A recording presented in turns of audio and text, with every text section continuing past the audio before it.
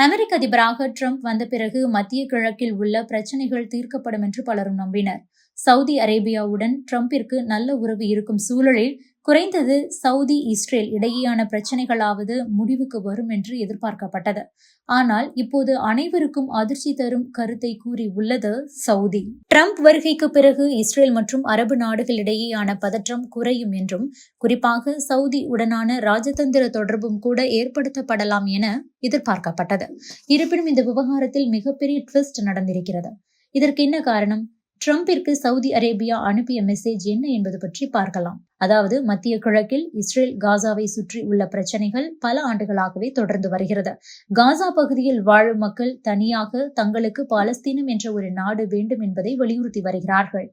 இதற்கு மத்திய கிழக்கில் உள்ள இதர இஸ்லாமிய நாடுகளும் ஆதரவு கொடுக்கிறது. இருப்பினும் இஸ்ரேல் இதை ஏற்பதாக இல்லை. இதனால் இஸ்ரேலுக்கு எந்த ஒரு அரபு நாட்டுடனும் ராஜதந்திர ரீதியான உறவு இருப்பதில்லை. இதற்கிடையே அமெரிக்க அதிபராக ட்ரம்ப் வந்த பிறகு நிலைமை மாறலாம் என எதிர்பார்க்கப்பட்டது.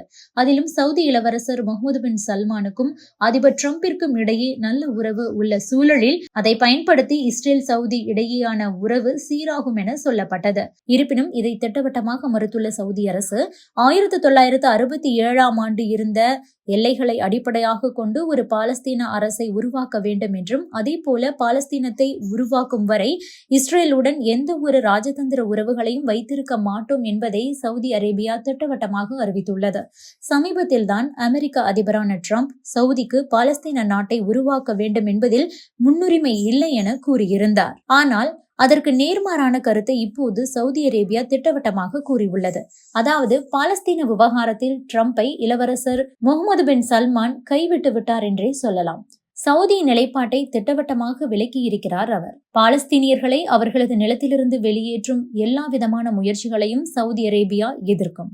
இந்த விவகாரத்தில் சமரசத்திற்கு வாய்ப்பே இல்லை என சவுதி கூறியுள்ளது. இதுவரை பாலஸ்தீனத்தை எந்த ஒரு முக்கிய சர்வதேச அமைப்பும் உலக நாடுகளும் அங்கீகரிக்கவில்லை. எனவே இதற்கான நடைமுறையை விரிவுபடுத்துமாறு சவுதி அரேபியா உலக நாடுகளுக்கு கோரிக்கை விடுத்துள்ளது.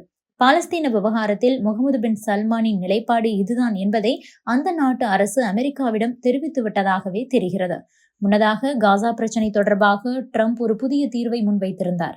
அதாவது, பாலஸ்தீனியர்கள் அந்த இடத்திலிருந்து வெளியேறினால் அமெரிக்கா அதை வாங்கி டெவலப் செய்யும் என கூறியிருந்தார். இருப்பினும் சவுதி உள்ளிட்ட அனைத்து அரபு நாடுகளுமே ட்ரம்பின் இந்த அறிவிப்பை ஏற்கவில்லை என்பது குறிப்பிடத்தக்கது.